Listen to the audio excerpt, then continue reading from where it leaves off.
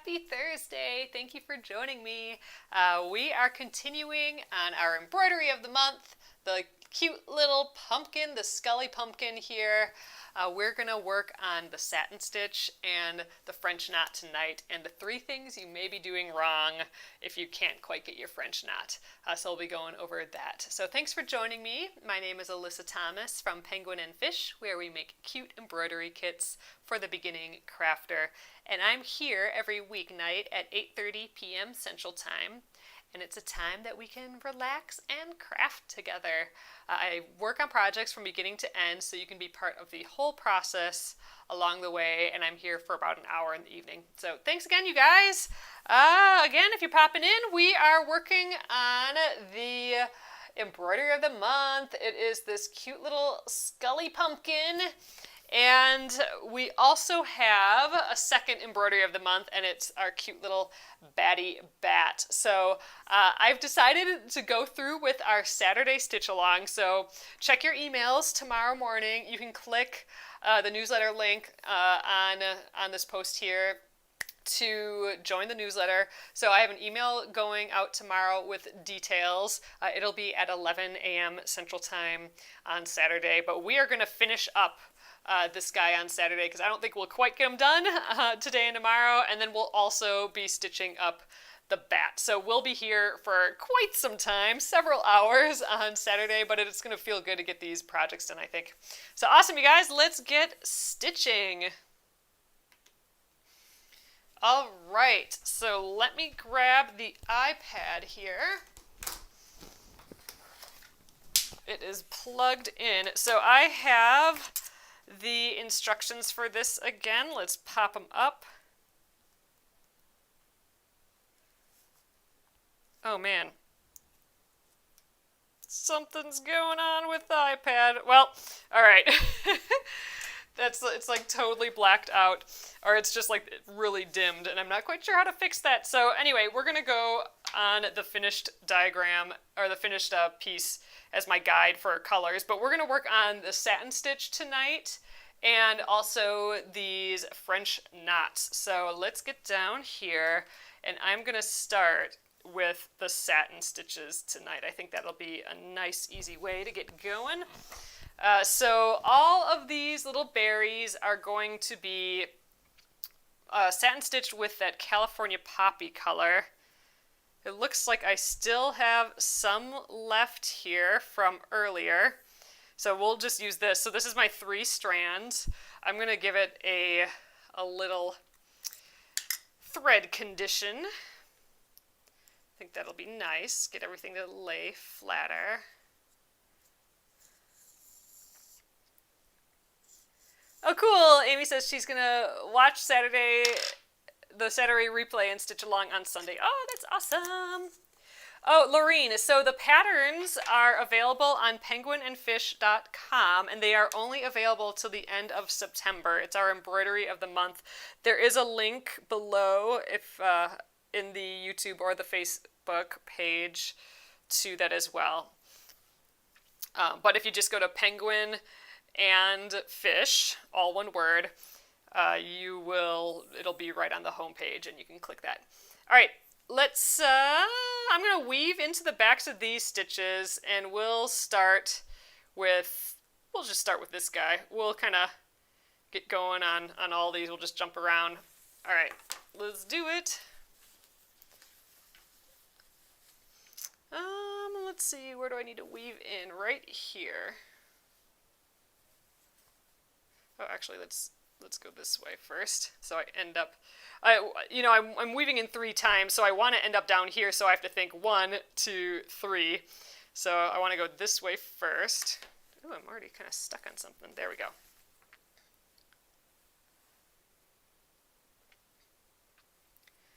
But yeah, so we do have bundles available still, and the bundle for this guy comes with the tea towel that I'm stitching on right now, all the colors of the floss, and we have our cute little pocket skeins here of floss. It also comes with 2 needles, and the stick and stitch sheet, which is the sticker that we used as our transfer, and it comes off with water. I'll show you what I mean by that. So this right here is the stick and stitch sheet. It goes on like a sticker. You print it out on your printer, and I've pre-printed them for you in the bundle, and then it sticks on like a sticker and you stitch right through it, and then it comes off in water. And the bat comes with the stick and stitch as well. For this guy, it also comes with a needle. It comes with a white piece of fabric, and it also comes with the hoop. And actually both of them also come with the printable PDF. So you'll get the digital file of the pattern, so you can look at the colors and stitches. All right, so the bundle probably won't get you to you till Saturday, but you'll have the digital pattern. All right, I'm going to start with this guy right here. And how you want to think about satin stitch is you're starting on one edge and going across to the other edge with your stitches, and then you're starting on one side and moving on to the other side. You can actually start in the middle and work your way on either side too, and I think we're going to start by doing that. So I'm going to go from one side. So I'm kind of imagining like a little equator on my dot here, and I'm going to go basically my stitches perpendicular to that. So I'm going from this side to this side of that equator. And there we go, that's our first stitch. So the idea is I want to put a bunch of stitches right next to each other, but I'm always going to start on the same side and end on the same side. So I'm always going to start on this underneath side, and I'm going to end on the opposite side. And I want to go like not in the same hole for the next piece, but just really, really, really close. And I'm going to just follow the edge of the shape. So I'm basically like one or two fabric threads away from my last stitch. We're really filling it in. And you're just following that edge. I think I can do one more here. We'll squeeze it in, a real little stitch. So I'm doing like I did from the middle to the left, and after this stitch I'm going to jump back and do the middle to the right. But satin stitch like this is really great for filling in areas that aren't too big. Like I wouldn't want to go like from here to there with a satin stitch, and even from here to here, like if I wanted to fill this eye, even that is a little bit much for satin stitch. What you're going to get is a lot of loose stitches, kind of like how this is pretty loose. They'll start to kind of not lay next to each other very nicely.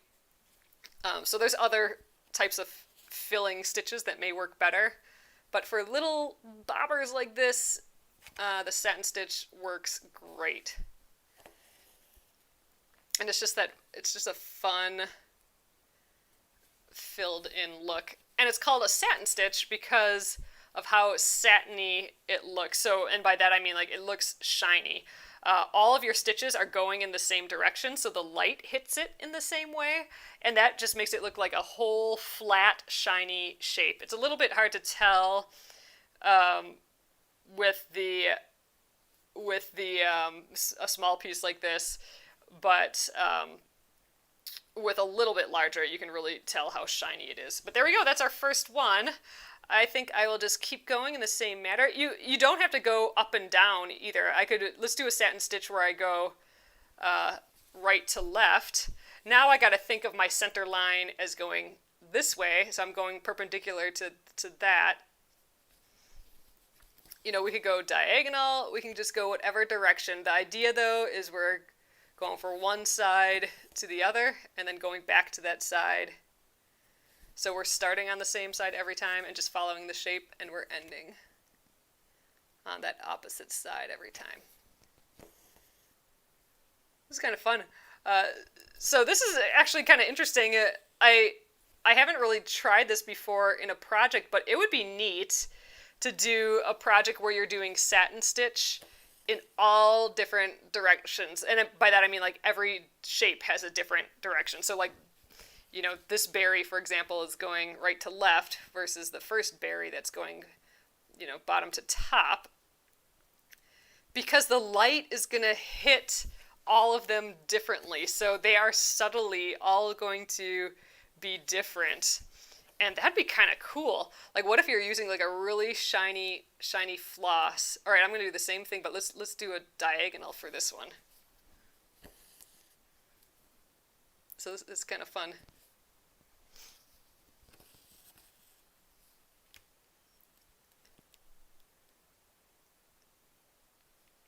Ooh, let's get a little bit more in that one. So I'm just going around covering up these little dots. I will go until this thread is done, or until, I mean, maybe this will be enough thread for all these guys, I don't know. That'd be cool. And then after we finish this thread, I will switch to the French knots. That's looking pretty good. These little baby guys. Let me get a little closer so you guys can maybe see a little bit closer on these. And first let me just scroll your comments to the bottom. Let me see. Alright. Okay, there we go. I'm going to switch over to here, and I think we can get real close there. So now you can see all of those satin stitches going in slightly different directions. Kind of fun. You can see even that the light's hitting it a little bit differently.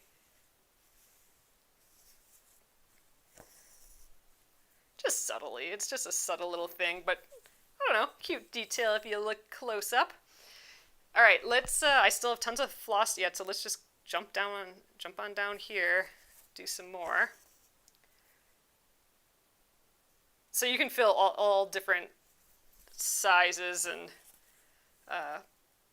shapes of with satin stitch. So right, you know, it's maybe a little awkward doing these circles because you kind of have to, it's not, you know, clear where to start and stop really, versus like a square. If you're satin stitching a square, I would just start on one side and go all the way across. For me, these circles are just, it's kind of easier to put my guideline down the center first, like doing that one stitch in the center, and then working from there.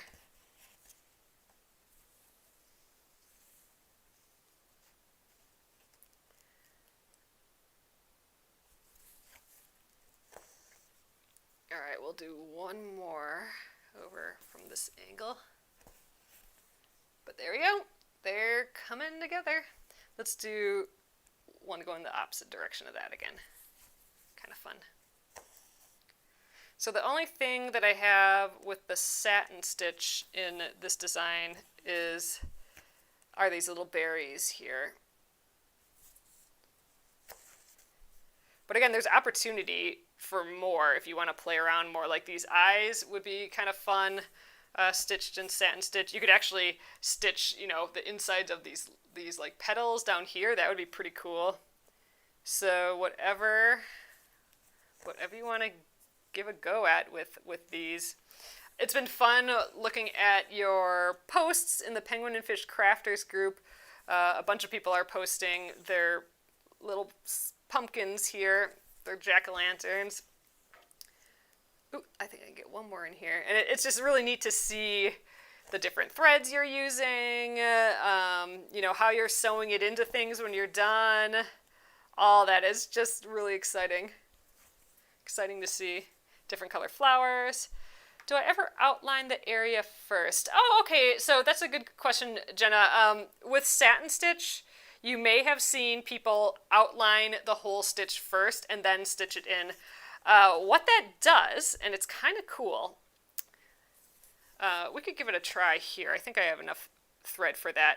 But what that will do is actually give you like even more of a raised look. So right now, you know, we look at the side a little bit, we got, you know, a little kind of our little bump going for the satin stitch.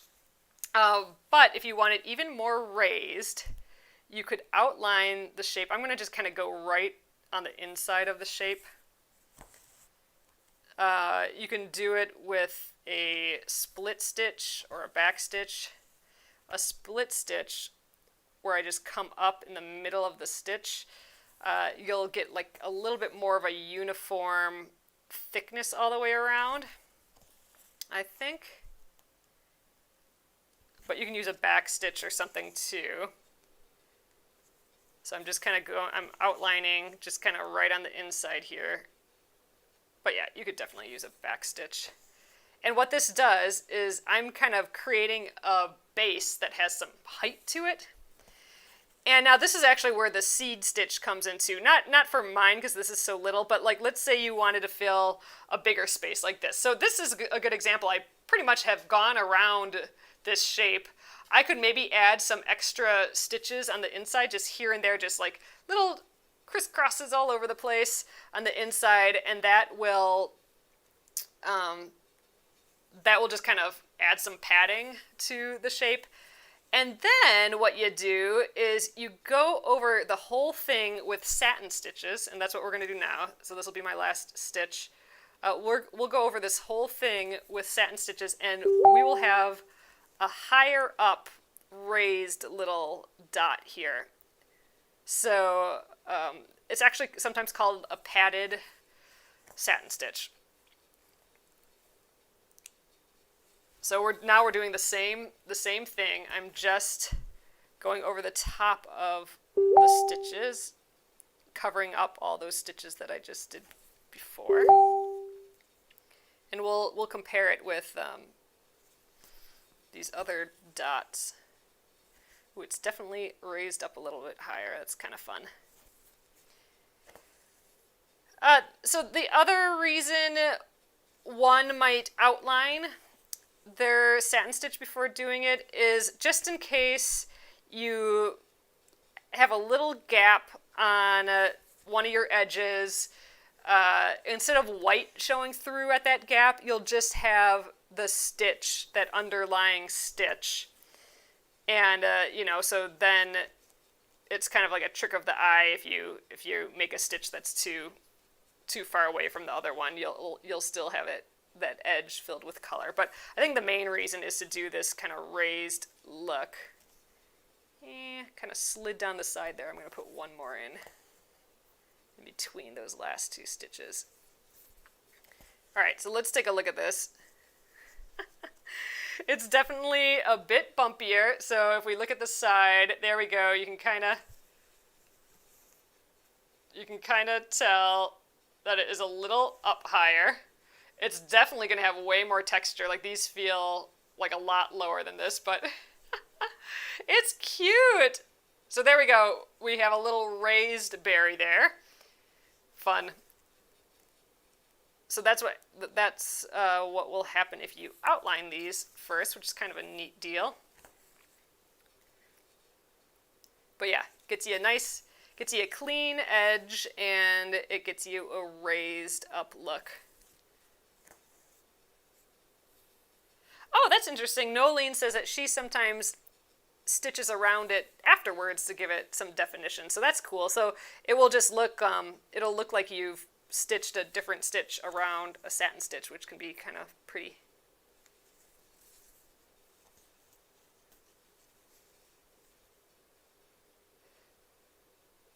Oh, so Colleen says, that's my satin stitch, a little gappy. Yeah, so you might, it's a fun way of saying it.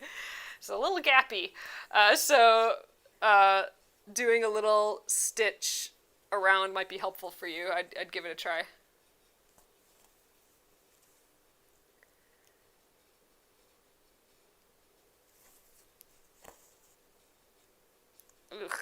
I'm wondering if I have enough for this one hiding down here, or if I want to wait for that one until I have some of those other stitches in.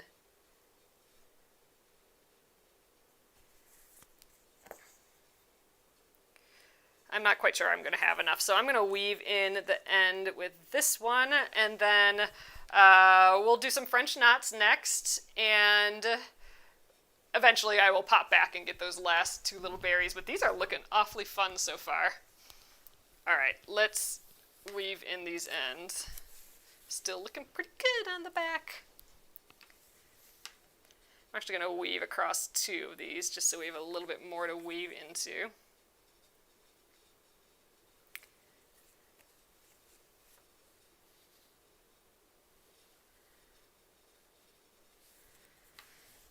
All right, there's maybe enough thread, but we're going to cut it close, I think. All right, and sometimes I say thread, sometimes I say floss. I'm meaning the same thing, so if you're not sure why I keep saying thread, it's just habit. All right, so there we are. Cute little berries. Those are so bright. I love them. All right, let's take a look at the French knots. So there's a few places with French knots. We have them right here, and I think those are the ones that I'm going to do right now. Those are in the winter morning color, and then there's also a little French knot, like little decoration French knots around the eye here, and then a few down here on the chin. So let's do these. Oh, and I know in the instructions there was a question, what color are these ones? They are the tiger lily color. That's that kind of lighter orange. It was a little hard to tell in the instructions. So all of these, like all the face French dots are this tiger lily color. But let's start with the winter morning here. So I'm going to grab some of that floss. Gosh, I like all these colors together. Are really pretty, I think. All right. Let's get a decent amount. What else is blue? Oh, all of this around here is this blue. There's actually quite a bit of this blue. So I'm going to get my 28 inches. 28. I'm going to get my like 24 inches here. It's funny. Randomly said 28. All right, let's pull our 3 strands out. That's 1. Jenna says, I've played chicken with thread too many times and lost. Yep, sometimes it's just best to be like, all right, I guess I'm throwing a little bit bigger scrap away. Then sometimes you can abdicate playing chicken with the thread. There is that. You win by just not playing the game. All right, let's get these 3 threads back together. Let's throw it on the thread gloss. I'm addicted to this now, I think. I never stitched with thread gloss, but lately, for the past few projects, we've been playing around with it, and now it's just like, it's kind of like a treat to do it. It smells yummy, and it does get the threads to kind of hold nicely together, and less tangles. And again, this is from Wisecraft Handmade. So if you go to Wisecraft and then add the word handmade, all one word, .com, and go into her shop and thread gloss section, she has 3 different flavors of these guys. All right, let's thread this.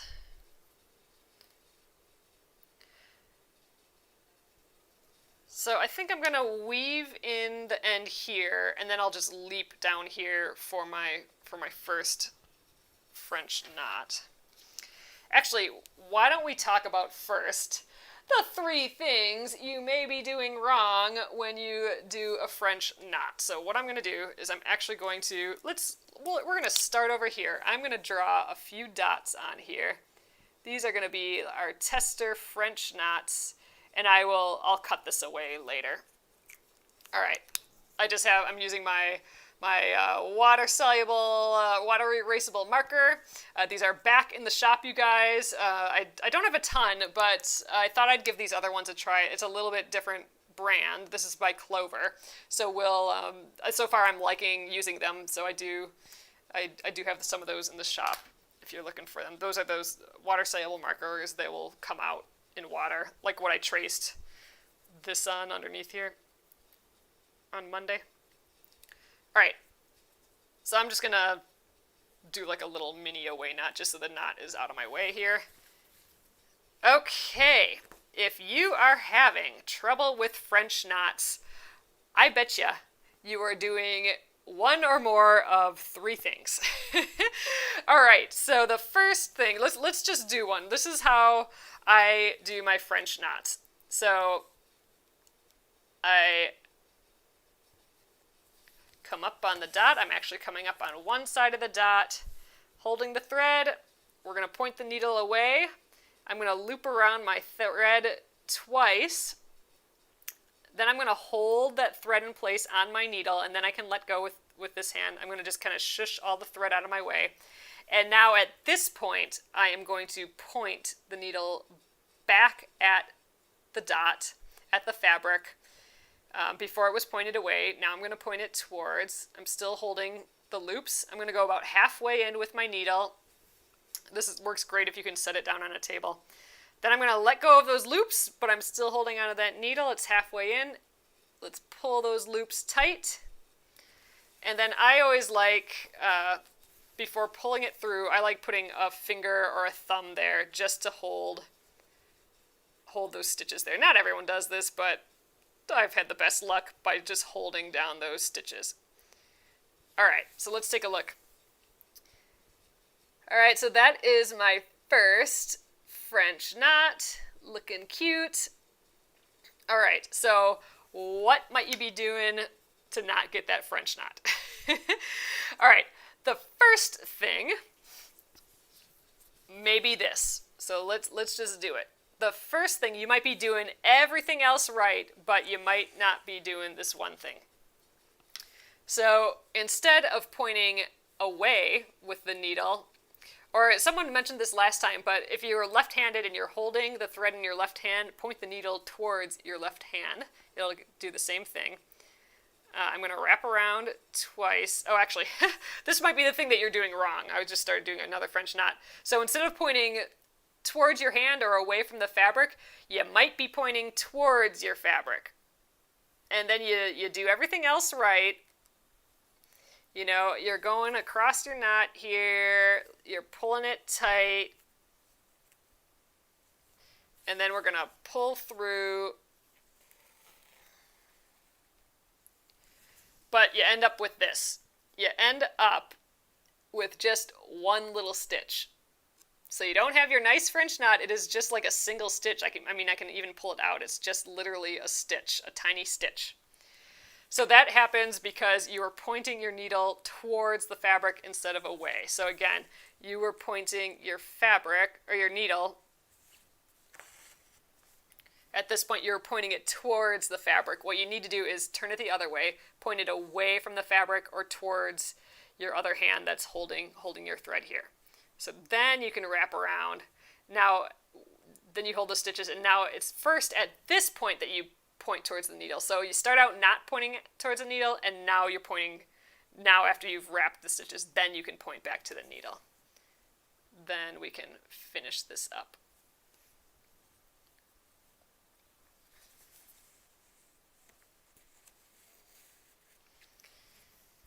Okay, so that is a good French knot. All right, so next up, that might be the first thing you're doing wrong. So the second thing may be this. The second thing, maybe you are going in the same hole that you came out of. So I might have to manipulate this a little bit because this is actually a pretty tightly woven fabric, so you can maybe get away with it. But all right, let's say you come up, you're doing everything correct, you're pointing away, wrapping around, but now instead of I like going across the fabric, across the dot. Let's say you're going in the exact same hole, which is the natural tendency, I think people when they're doing a French knot.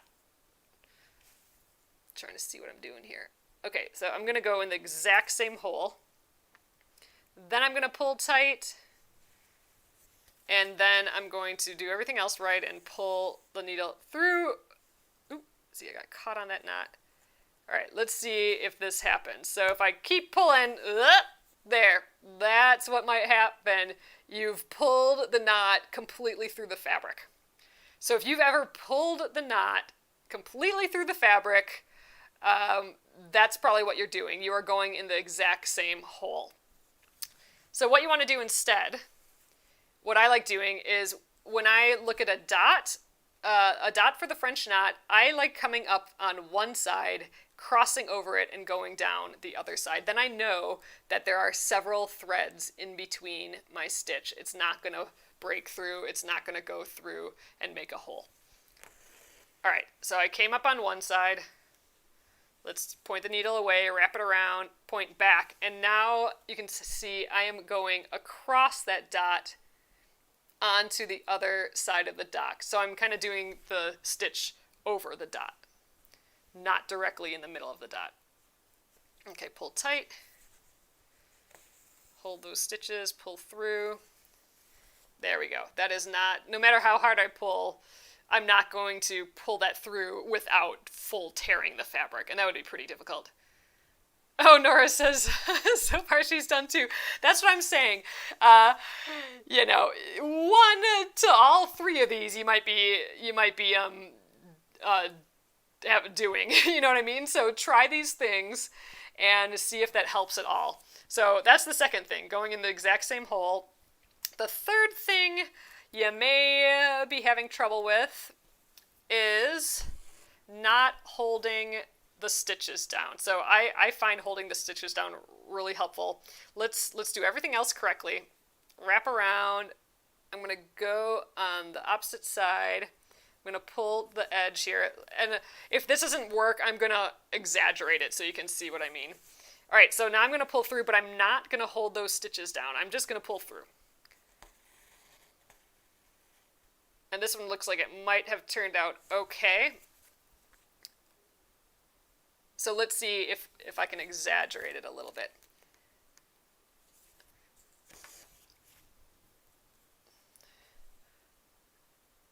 There, I'm going to exaggerate it by not even pulling it tight against the needle. Let's just pull through. All right, there we go. So if you are getting some French knots that look like that, they're just big loops, crazy, silly looking loops. And you know, that's a pretty exaggerated one. Let's see if I can do one that looks like a maybe a little bit more familiar. Maybe like so. Pull through. There we go. So if you're getting French knots that look like this, has that little loop on it, so you can you can see that there's a little, I can get the needle in there. I don't know if I can you see that, you guys? It's got that little loop. That happens from not having a tight enough around the needle and holding it down. So I'll show you what I mean again.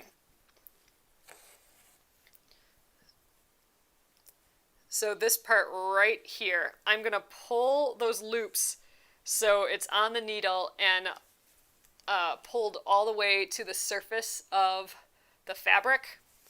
And then I'm literally putting my thumb on there. I am literally holding those loops so they don't get away from me. So let's pull this thread through. It's going to get caught on all my other loops. And there we go. They didn't get away from me, so now I have this nice, perfect knot there. Oh, Jenna says, I make French loops my signature stitch. Nice. All right, you guys. So that is it, really. Those are the 3 things you may be doing wrong. Like if you're having trouble with your French knots, which I know a lot of people do for sure, take a look at those 3 things and just check to see if you're doing any one of those 3 things, and then see if you can correct it a little bit. But yeah, so that is the deal. I think I can actually use all of these as my away knot. I'm going to just jump over here and stitch these stitches. Let's do all of these little French knots now. So I'm starting on the one side of that dot, pointing away the needle, and now I'm pointing it back towards, let's go on the other side of that French knot. or the other side of the dot. I'm going to pull tight. I'm going to get my thumb on there.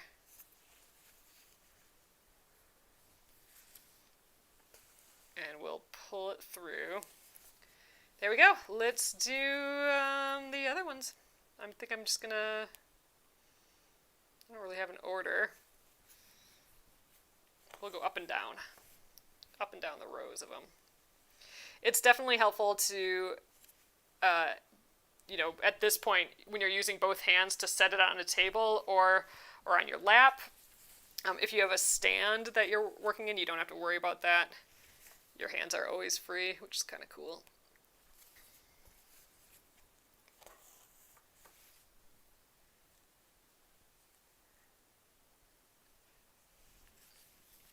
All right, we'll fill in the rest of these. And I think I might actually need some more floss. French knots take up a surprising amount of floss as well. Hopefully I can make it through. So it's really pretty, and we're going to get a little bit of that effect here, but it's really pretty when you put a lot of French knots next to each other and almost fill in a space. I think it just is really kind of a neat look. I mean, it would take ages, I think, but really, really pretty.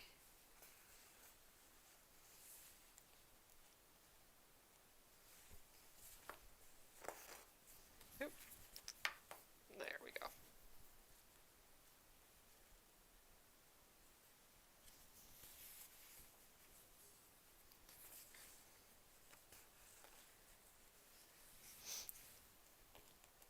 All right, now we'll come up on this side, so 5 more.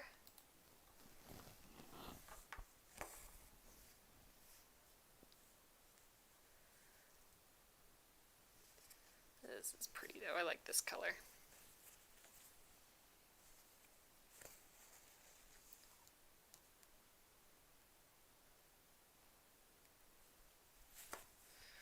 So I've seen some people, they'll do their French knot like this.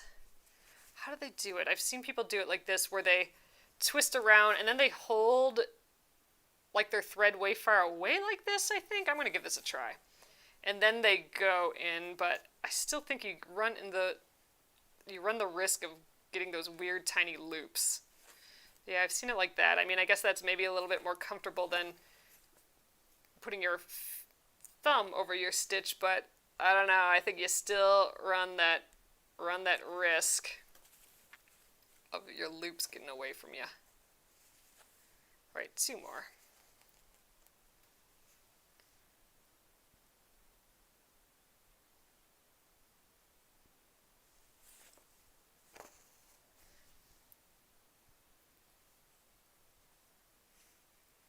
Oh, Rebecca says, I ordered some new glasses, so I'll be able to see my cross stitch in a few weeks.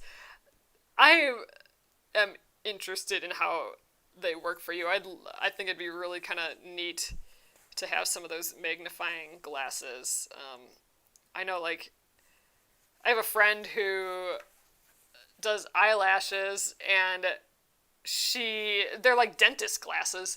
Like they have like a prescription even that you can get, and then they super magnify things. So I think really whatever times, 2 times 4, whatever you want, I think.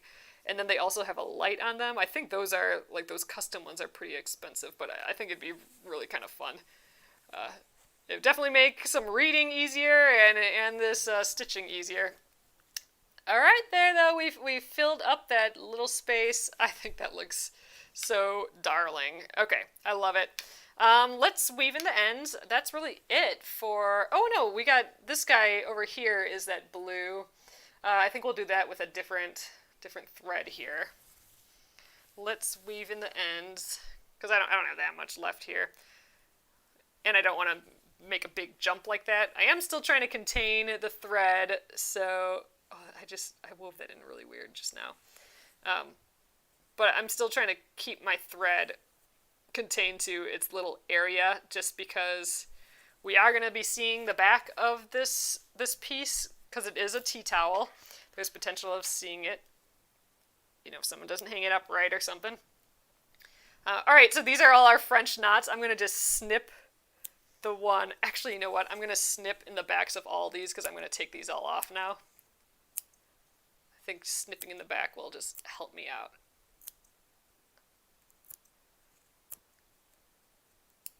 This one has the knot in. I guess we'll snip that knot off. All right. So these kind of worked as my away knot where I hold and reserve some of my thread. So we got it right here, and then we'll pull out those knots from the front. And then the blue dots should come off, the marker dots should come off when we get this whole thing wet with the stick and stitch when we take off the stick and stitch later. And we'll do that on Saturday. So on Saturday for our stitch along, we will finish this up. We'll work on it tomorrow yet too, but we'll finish it up on Saturday, and we will take off this stick and stitch. Actually, maybe we'll wait to take it off until we have the bat done as well, because we're going to do both of these. So on Saturday, we'll finish this up, and then we will stitch this guy in its entirety. So I have another piece of that stick and stitch here for the bat. This guy should go pretty quick. I'm excited to do him. I think it'll be really, really just fun and easy and quick. It'd be like a cute little, it's almost like a moon itself here. It'll be fun. But for that, I think we'll stitch both of them up, and then we can take the stick and stitch, which is this paper, we can take it off at the same time. I think that's probably the best way of doing it. All right, let's take out all these little knots now. I snipped all the backs of them. They should be coming out okay. All these little baby knots. All right, I think there's one little bit in here yet. There we go. All right, that looks good. And you know, there's holes in there from the stitches, but that will all go away when we get this wet too. I'm not worried about that. All right, what next, you guys? I think let's finish this flower. That'll make me feel at least like I've done a lot. Oh, and I think we can get it done in the next few minutes here. I have some yellow already. So this is quite a bit of yellow, right? This is like my 24 inches, just eyeballing it. I suspect we're gonna need more for this flower. Lazy daisy stitches take up so much thread. Oh, Luann, it is the Saturday stitch along is going to be at 11 a.m. Central Time, and it'll be available for replay and stuff too, like all these videos, if you can't make it. And it's probably going to be like 3 or 4 or 5 hours long. Like it's literally going to be like we're going to do like a little mini marathon, because we're going to finish up this guy, and that's going to take, you know, at least an hour, hour and a half, maybe 2 hours after Friday, after tomorrow. And then the whole other bat, which I suspect will take 2 hours tops, probably more like 1.5 hours. And then we'll take off the stick and stitch as well. So there's stuff to be done that will take some time. So if you jump in later, I may still be there. But yeah, we do this every once in a while. Lots of times when we just want to finish up some projects. I would actually love to do one of these Saturday stitch-alongs to just scooch ahead on the Granny Squares quilt. I would love to just have a Saturday where we just sew all the blocks, or most of them, until I just get super tired or something. But sew as many of the blocks as we can, because I would love to move on to the border soon for that. Well, border, I mean, I gotta sew them together. So it would be nice to sew the sashing on and, you know, get to the point where we can start thinking about a border for the Granny Squares. So it would be awesome to do a Saturday stitch along for that. And yeah, but this Saturday we'll focus on getting these guys done. All right, I'm adding that little anchor stitch to hold that in place.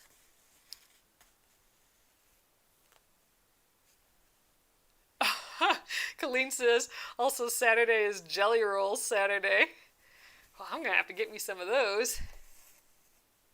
Oh, thanks, Sylvia. Sylvia says, during this time of COVID, I really appreciate these lives. I appreciate that.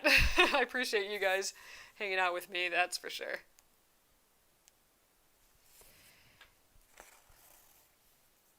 Definitely am not getting out to see anybody really, so. Uh-oh. We may be getting nuts. Nope. We're good. Gosh, I feel like I'm almost out of thread already. So we might get like half of these done with this piece of thread, and we're gonna have to get a whole other piece. Although that's fine. There's two more fronds, this one and this one that are yellow. This bumblebee color. So we'll need to cut more yellow anyway.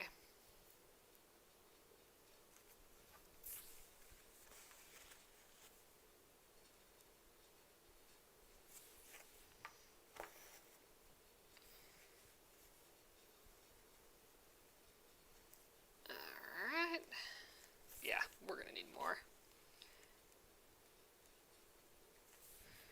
These are fun though. I like these big old lazy daisy stitches. I don't usually make them this big, but I don't know, I thought it'd look cute for this one.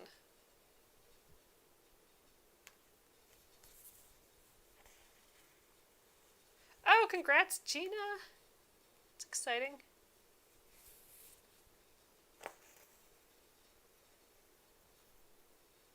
That's true, Amy. Amy says COVID makes it easier to want to do stitch-alongs on Saturdays. Good point. Especially, I mean, it's pretty nice here. The last few days have been really nice. But, you know, soon, here at least, it's going to get cold. And we're not going to want to do anything. Alright, I think this one might be my last stitch. We might get one more out of this, but it's going to be cutting it close.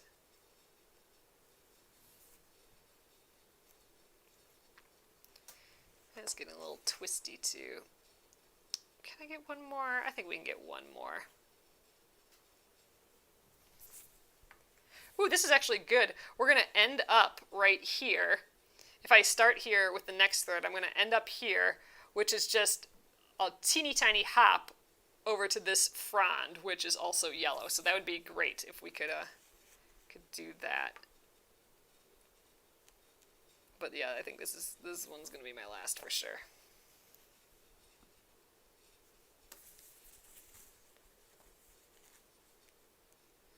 So much floss. There we are.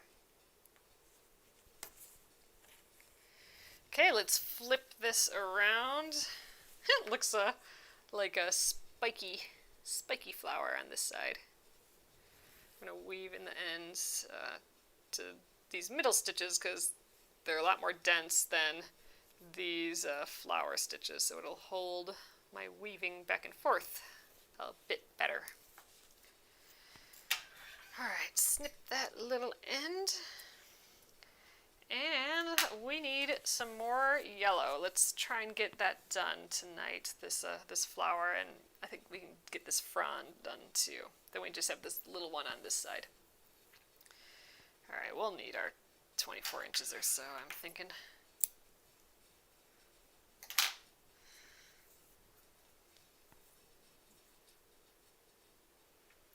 Alright, let's get our 3 strands. Yep. There we go. 1, 2,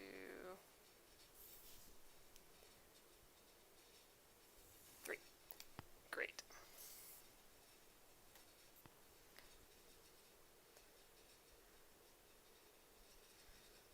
And because it's fun, we will do the thread conditioner again. Let's do a different flavor. Let's do the rainfall one.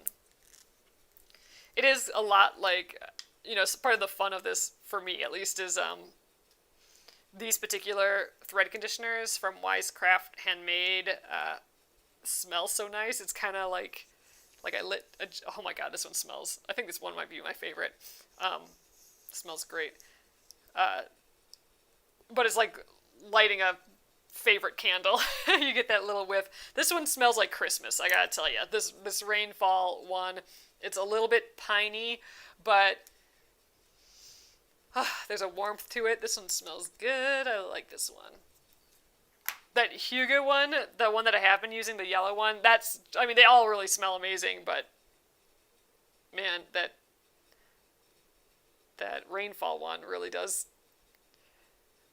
smell holiday-y. Alright.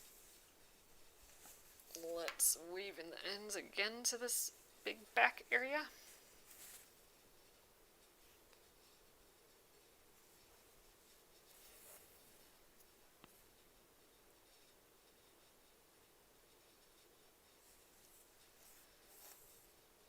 Alright, I'm going to snip that little extra.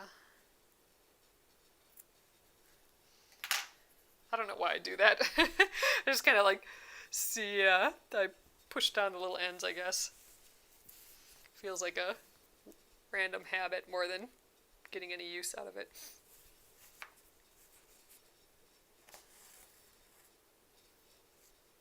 Jeez, Arloa. Yep. It's happening.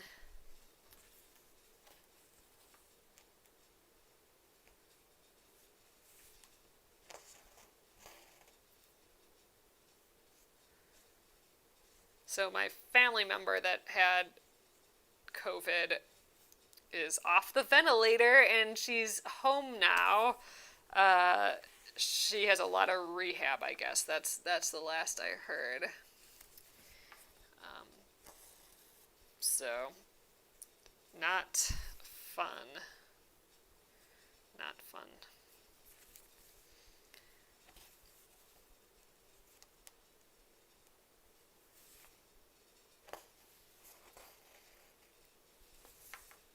Alright, we got 2 more.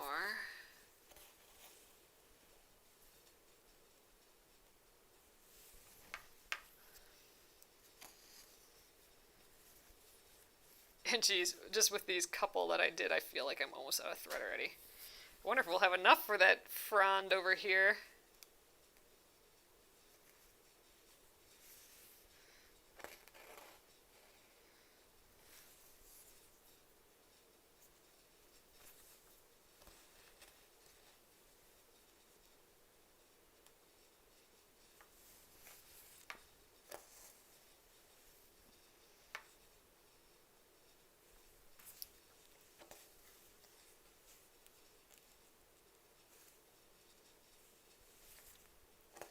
Okay, last stitch on this guy, and I'm going to just use up my thread on this frond. So I'm going to start, I'm just going to make that small jump. I'm going to try and do the back stitch and the lazy daisies as I go. Let's get oriented again. I just always go where I turn my hoop so it's most comfortable, but it is nice to kind of return to center so it's upright every once in a while. Ugh, but now I'm going to turn it again. Alright, so we're doing lazy daisies, or single chain stitches really, on these leaves, and then I'm going to go back and get that that back stitch going on in here too. We were missing one little satin stitch guy down here. Oh, Robin, I appreciate that. Thanks. Ugh, it's stressful.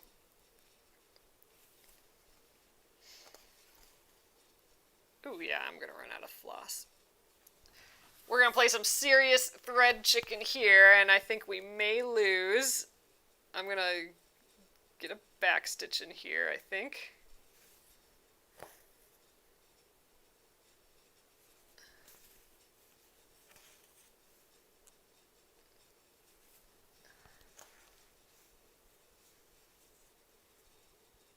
Let's go in and out in the same motion. There we go.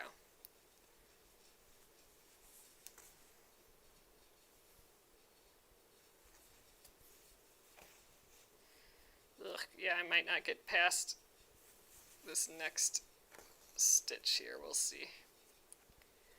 Yeah, I think we'll do this one, and then I'll get that back stitch in, and we're going to have to stop with that.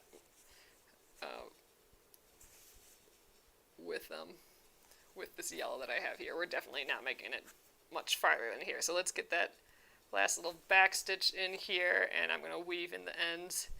And this poor little frond is going to stay half done. There we go. Cute little leafies. Let's weave in that end, and that will be that for the night. But I think we made a lot of progress. I mean, getting those satin stitches done, that's a lot.